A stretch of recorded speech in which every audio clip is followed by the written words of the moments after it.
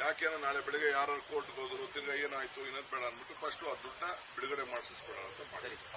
ಈ ಕ್ಯಾಬಿನೆಟ್ ಅಲ್ಲೂ ಕೂಡ ನಾವು ಅದಕ್ಕೆ ಏನೇನು ಲೋನ್ ಬೇಕು ಗೌರ್ಮೆಂಟ್ ಇಂದ ಮಾಡಬೇಕು ಅಂತ ಇದಕ್ಕೆ BDAನೂ ಪಾರ್ಟ್ನರ್ ಮಾಡ್ಕೊಂಡಿದ್ದೀವಿ. ಈ ಯೋಜನೆಗೆ BDAನೂ ಪಾರ್ಟ್ನರ್, ಅವರು ದುಡ್ಡು ಕೊಟ್ಟವ್ರೆ. ಅವರು 3,000 ಕೋಟಿ ದುಡ್ಡು ಕೊಟ್ಟಿದ್ದಾರೆ.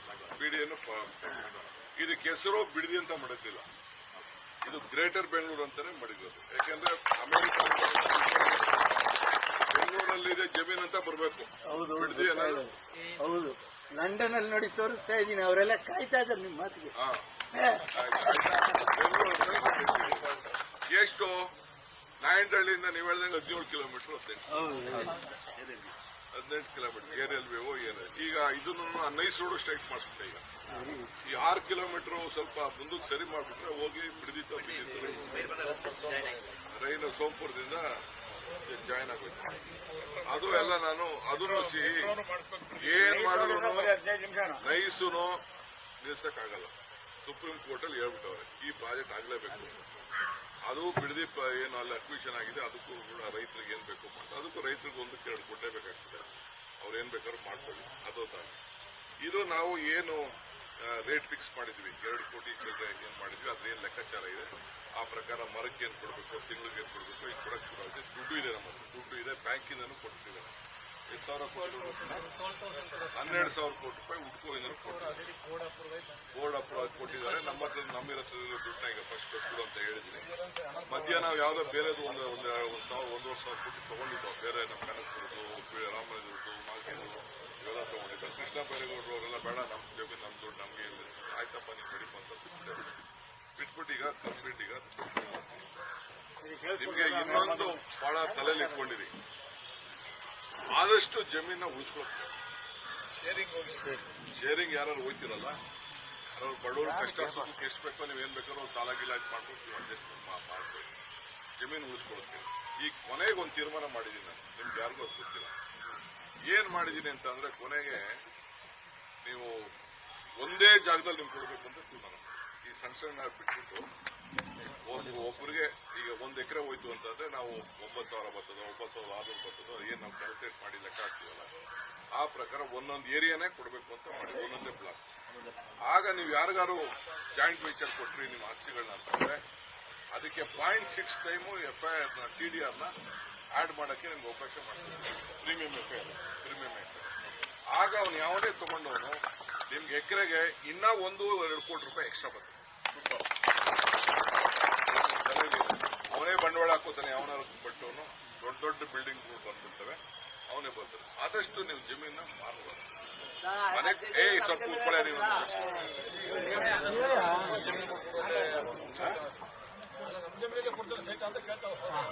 ಎಲ್ಲಿ ಸೈಟ್ ಮಾಡ್ತಿದ್ರೆ ಸೈಟ್ ಲೆಕ್ಕ ಕೊಡ್ತೀವಿ ಅಂತಂದ್ರೆ ನಿಮ್ಗೆ ಏನಿದೆ ಕೊಡ್ತೀವಿ. ನೀವು ಎಲ್ಲ ಕ್ಲೀನ್ ಆಗಿ ಪ್ಲಾನ್ ಹಾಕಿ ಫಸ್ಟ್ ಕ್ಲಾಸ್ ಮಾಡಿ ಕೊಡ್ತೀವಿ. ಸಿಲ್ರಪಲ್ರೆ ಮಾಡಿದ್ರೆ ಹೊರಗಡೆಯಿಂದ ಈಗ ನಿಮ್ಗೆ ಎಷ್ಟಾಯ್ತದೆ ಗೊತ್ತಾ? 1 ಎಕರೆಗೆ ನಿಮ್ಗೆ ಕೊಡೋ ದುಡ್ಡು, ಮರಿಗೆ ಕೊಡೋ ದುಡ್ಡು, ಹಾಕೋ ದುಡ್ಡು, ಡೆವಲಪ್ಮೆಂಟ್ ದುಡ್ಡು ಎಲ್ಲ ಸೇರಿಸಿದ್ರೆ ಹೆಚ್ಚು ಕಮ್ಮಿ 5 ಕೋಟಿ ರೂಪಾಯಿ 1 ಎಕರೆಗೆ ಬಂಡವಾಳ ಸರ್ಕಾರಕ್ಕೆ ರೈತನ ಕೊಡೋದಲ್ಲದೆ ನಿಮ್ಗೆ ಸೊಲ್ಯೂಷನ್ ಲೆಕ್ಕ ಹಾಕ್ಬೇಕು, ಬೇರೆ ಲೆಕ್ಕ ಹಾಕ್ಬೇಕು, ಬಡ್ಡಿ ಲೆಕ್ಕ ಹಾಕ್ಬೇಕು, ರೋಡು ಲೆಕ್ಕ ಹಾಕ್ಬೇಕು, ನೀರೊಂದು ಲೆಕ್ಕ ಹಾಕ್ಬೇಕು, ಪವರ್ ಲೆಕ್ಕ ಹಾಕ್ಬೇಕು, ಸಿರ್ವೇಜ್ ಲೆಕ್ಕ ಹಾಕ್ಬೇಕು, ಮರ ಗಿಡಕ್ಕೆ ಲೆಕ್ಕ ಹಾಕ್ಬೇಕು. ಇವೆಲ್ಲ ಲೆಕ್ಕ ಹಾಕಿದ್ರೆ 5 ಕೋಟಿ ರೂಪಾಯಿ ಮೇಲೆ ಅವನು ಬಂದೊಂದು ಬಂಡವಾಳ ಹಾಕೋವನಿಗೂ ಕೂಡ ನಾಳೆ ಬೆಳಗ್ಗೆ ನಿಮ್ಗೆ ಒಂದು ರೇಟ್ ಆಗ್ತದೆ. ಅವನು ಬಂದು ಹಾಕೋನ್ಗೂ ಅವನಿಗೇನೋ ಅನುಕೂಲ ಆಗ್ಬೇಕಲ್ಲ. ಅದಕ್ಕೆ ನಾವೇನು ಅದಕ್ಕೋಸ್ಕರ ಇವರು ಮೆಟ್ರೋ ಮಾಡಬೇಕು ಅಂತ ಇವರು ಹೇಳ್ತಾ ಇದ್ದಾರೆ. ಅಲ್ಲೇ ನಾನು ಸರ್ವೇನು ನಾನು ಮಾಡ್ತಾ ಇದ್ದೀನಿ. ಅದಕ್ಕೆ ರೋಡ್ ಕನೆಕ್ಷನ್ ಎಲ್ಲ ಕೂಡ ನಾವು ಮಾಡ್ತಾ ಇದ್ದೀವಿ. ಸೊ ಹಿಂಗಾಗಿದೆ. ಸೊ ನೀವೆಲ್ಲ ಬಂದಿದ್ದೀರಿ. ಇನ್ನ ಬಹಳ ವಿಚಾರಗಳಿದೆ. ಈಗ ಪಾಪ ಕುಮಾರಣ್ಣ ಬೇರೆ ಪಂಚ ಕರೆದವ್ರೆ, ಅವ್ರ ಪಂಚಕ್ಕೆ ನಾವು ನಡೀತೀವಿ. ಯಾವತ್ತು ಹೇಳ್ತೀವಿ ಪಂಚಕ್ಕೆ. ಈಗ ಫಸ್ಟ್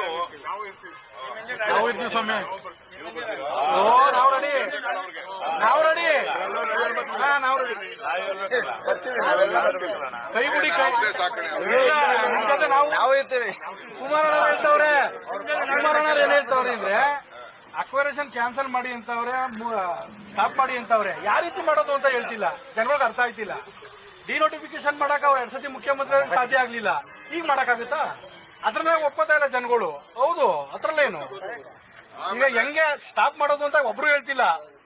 ಕೈ ಬಿಡಿ ಬಿಡಿ ಹೆಂಗ್ ಕೈ ಬಿಡಕ್ಕಾಯ್ತದೆ? ಆಮೇಲೆ ಈ ಕೋರ್ಟ್ ಅಲ್ಲಿ ಆಗುದಿಲ್ಲ, ಅವರೇ ಕೇಸ್ ಪಡೆದಾಡ್ತಾರೆ. ಹೌದು, ಮತ್ತೆ ಅವರೇ ಕೇಸು ಎಲ್ಲ ನೆಂಟರು ಗಿಂಟ್ರ ಮೇಲೆಲ್ಲ ಕೇಸ್ ಆಗಿದೆ. ಆಮೇಲೆ ಈ GBIT BWSP ವ್ಯಾಪ್ತಿಯಲ್ಲಿ ಸೇರಿಸಿದ್ವಿ. ಇಲ್ಲಿ ಯಾವ್ದು ಬರ್ತದೆ ಇದಕ್ಕೆ BWSP ನೀರು ಕೊಡಬೇಕು. ಹೋಗಿ ನಿಮ್ಮ ಇದ್ರ ನೀರು ಕೊಡೋಕ್ಕಾಗುದಿಲ್ಲ, ನೀವು ಅದಾಗ ಋಷಭಾವತಿ ನೀರು ಪೃಷ್ಪಾವತಿ ನೀರು ಕೊಡೋಕ್ಕಾಗುದಿಲ್ಲ.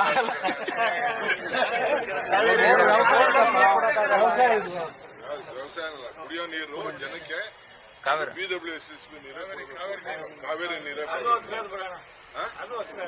ಇದ್ರಲ್ಲಿ ಒಳ್ಳೆ ಕಥೆ ಇದ್ದಾರೆ, ಬೇರೆ ಕಡೆ ಕೊಡ್ತಾ ಇದ್ದಾರೆ. ಅಲ್ಲೆಲ್ಲ ಎಲ್ಲಿಂದ ಎತ್ತಿನೊಳೆಯಿಂದ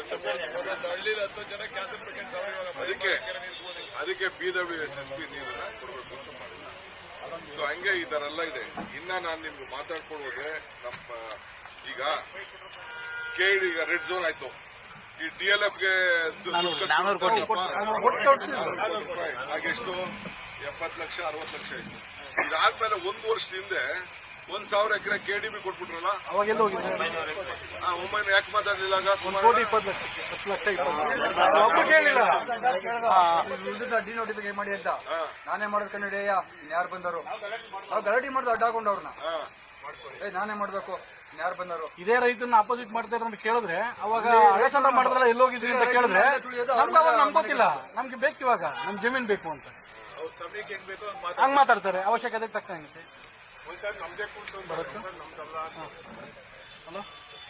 ಇಲ್ಲೇ ಇದೀನಿ ಬೇರೆ ತರ ಇತ್ತು. ಈಗ ಮೈಸೂರು ರೋಡ್ಗೆ 6 ಕಿಲೋಮೀಟರ್ ಆಯ್ತದೆ, ಕನಕಪುರ ರೋಡ್ಗೆ 3 ಕಿಲೋಮೀಟರ್, ನೈಸ್ಗೆ 12 ಕಿಲೋಮೀಟರ್, STR ಗೆ 13 ಕಿಲೋಮೀಟರ್, ಒಟ್ಟು 40 ಕಿಲೋಮೀಟರ್ ರೋಡ್ ಮಾಡಬೇಕು. ಅದಕ್ಕೆ 40 ಕಿಲೋಮೀಟರ್ ರೋಡು ಅಕ್ವಿಷನ್ ಮಾಡಬೇಕು, ಬಿಸಿನೆಸ್ ಕಾರಿಡಾರ್ ರೋಡು ಮಾಡಬೇಕು. ಆ ಪಾಪ ರೋಡ್ ಹೋಗೋರ್ಗೂ ಅಕ್ಕಪಕ್ಕ. ಹೆಚ್ಚಿನ ವಿಡಿಯೋಗಳಿಗೆ ಪ್ರತಿಧ್ವನಿ ಯೂಟ್ಯೂಬ್ ಚಾನೆಲ್ ಸಬ್ಸ್ಕ್ರೈಬ್ ಮಾಡಿ, ಬೆಲ್ ಐಕಾನ್ ಕ್ಲಿಕ್ ಮಾಡಿ.